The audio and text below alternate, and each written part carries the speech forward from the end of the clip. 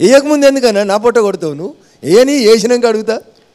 రఘునందన్ గారు, భారతదేశం అభివృద్ధి చెందిన దేశంగా ఉండాలి అంటే మోడీయే రావాలి అని అంటున్నారు. అలాగే ఇవాళ ఇండియన్ ఎకానమీ 5th ప్లేస్లో ఉంది అంటే అది మోడీ వల్లే సాధ్యమైందని అంటున్నారు. మీరేమో ఇవన్నీ చూసి ఓట్లేయాలని ప్రజల్ని విజ్ఞప్తి చేస్తున్నారు. బట్ ప్రతిపక్షాలేమో అయోధ్య రామాలయ నిర్మాణం చూపించే ఓట్లు అడుగుతున్నారు బీజేపీ వాళ్ళని వాళ్ళు అంటున్నారు. వాళ్ళకి మీరు చెప్పే సమాధానం ఏంటి? సో డెమోక్రసీ అర్థమైందంటే తల్లి, ప్రజల చేత ప్రజల కొరకు ప్రజలు ఎన్నుకోనిది ఒకటి. రెండోది డెమోక్రసీకి అర్థమైందంటే డాక్టర్ బిఆర్ అంబేద్కర్ గారు రాసిన డెమోక్రసీ ఏం చెప్తుందంటే మెజారిటీ ఈజ్ లా అని చెప్తుంది. ఈ దేశంలో ఉన్నటువంటి మెజారిటీ ప్రజలు, ఆ మాటకు వస్తే ప్రపంచంలో ఉన్నటువంటి మెజారిటీ ప్రజలలో ఉన్నటువంటి హిందువులలో ఎక్కువ మంది రామునికి ఒక గుడి కావాలని కోరుకున్నారు. బీజేపీ కట్టలేదు గుడి. మీకు అర్థం కావాల్సింది ఏంటంటే సుప్రీంకోర్టు అని భారతదేశ సర్వోన్నత న్యాయస్థానం ఆ స్థలం రామునికి సంబంధించినటువంటి స్థలం, అక్కడ గుడి కట్టుకోండి అని చెప్పి ఒక జడ్జిమెంట్ ఇచ్చిన తర్వాత ఆ జడ్జిమెంట్ని అమలు పరిచేందుకు భారత ప్రభుత్వంగా ఉత్తరప్రదేశ్ ముఖ్యమంత్రిగా అక్కడ ఉన్నటువంటి భాజపా ప్రభుత్వానికి అవకాశం వచ్చింది కాబట్టి మేము ఫెసిలిటేట్ చేసినాం. So it is wrong in it. రాముని గుడి కడితే తప్ప, రాముని పేరు మీద ఓట్లు అడిగితే తప్ప. రాముడు ఆదర్శ పురుషుడు, రాముడు ఏకపత్ని వ్రతుడు, రాముడు తండ్రి మాట జవదాటని నాయకుడు, తల్లి మాటని జవదాటని నాయకుడు, 100 క్వాలిటీస్ ఉన్నాయి రామునికి. రామరాజ్య స్థాపన చేస్తామని చెప్తా ఉన్నాం, తప్పేముంది? మరి గాంధీజీ సమాధి మీద హే రామ్ అని ఎందుకు రాసిర్రు? గాంధీజీ కూడా రాముని పార్టీనా? గాంధీజీ కూడా బీజేపీ పార్టీనా? ఎందుకు రాసిరు చెప్పు? చచ్చిపోతూ గాంధీజీ ఎందుకు హే రామ్ శ్రీరామ్ అని ఎందుకు అన్నాడు? అప్పుడు కూడా బీజేపీ ఉండే, బీజేపీలో పోయి గాంధీ తాతకు షోలో చెప్పమని చెప్పినావా ఏంది? ఎందుకు రాసిరు గాంధీజీ సమాధి మీద హే రామ్ అనేది? So it is a fact. ఈ దేశం, ప్రపంచం రాముని ఒక రాజుగా, ఒక సుపరిపాలనా దక్షుడిగా గౌరవిస్తుంది. మంచి చేసిన వాళ్ళు ఎవరినైనా మేము గౌరవిస్తాం, స్వాగతిస్తాం. ఈ దేశం మెజారిటీ ప్రజలు హిందువుల ఆకాంక్ష మేరకు రామ మందిర నిర్మాణం హిందూ బంధువులందరూ డబ్బులు ఇస్తే జరిగింది. దానికి ఎవరికైనా ఇబ్బంది ఉండాల్సిన అవసరం ఏముంది? మహాత్మా గాంధీ సమాధి మీద హే రామ్ అని ఉంది, కానీ ఆ పార్టీని మాత్రం హిందూ వ్యతిరేక పార్టీ అని చెప్పి బీజేపీ ప్రచారం చేసేది, ఆరోపిస్తుంది. కాంగ్రెస్ పార్టీ నాయకుడని ఆయన చెప్పలేదు. భారతదేశానికి స్వతంత్రం వచ్చిన తర్వాత మహాత్మా గాంధీ గారు చెప్పిన మాట ఏంటంటే ఈ దేశానికి కాంగ్రెస్ పార్టీ అవసరం లేదు, కాంగ్రెస్ పార్టీని రద్దు చేయండి అని చెప్పారు మహాత్మా గాంధీ గారు. ఇక మీరు మళ్ళీ నన్ను అడిగితే నేనేం చెప్తా? ఆయనే చెప్పిండు ఇది పనికిరాదు ఈ దేశానికి అని చెప్పిండు. ఆయన చెప్పిన తర్వాత కూడా అధికారంలో ఉంది కాంగ్రెస్ పార్టీ, అధికారంలోకి వచ్చింది, పేరు మారింది, రంగు మారింది, రూపం మారింది. ఆంగ్లేయులు పెట్టిన కాంగ్రెస్ పార్టీ ఇండియాకి వచ్చింది. ఇండియాకి వచ్చిన కాంగ్రెస్ ఏ కాంగ్రెస్, బి కాంగ్రెస్, సి కాంగ్రెస్కి వెళ్ళి ఇందిరా కాంగ్రెస్ గా ప్రస్తుతం స్థిరపడి కనబడతా ఉంది. బీజేపీ కూడా మొదటి నుంచి బీజేపీ అని ఉంది.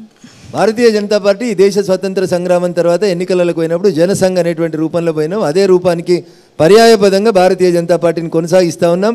ఆ రోజైనా ఈ రోజైనా మా మూలం ఒకటే, Antyodaya, poorest of the poor should be served first. This is our motto. Modi ఇటీవల రాజస్థాన్లో చేసిన కామెంట్ మీరు చూసింటారు కదా, అది మీరు ఎలా అర్థం చేసుకున్నారు? ఏం చేసిరో చెప్తే నేను అర్థం చేసుకొని చెప్తాను.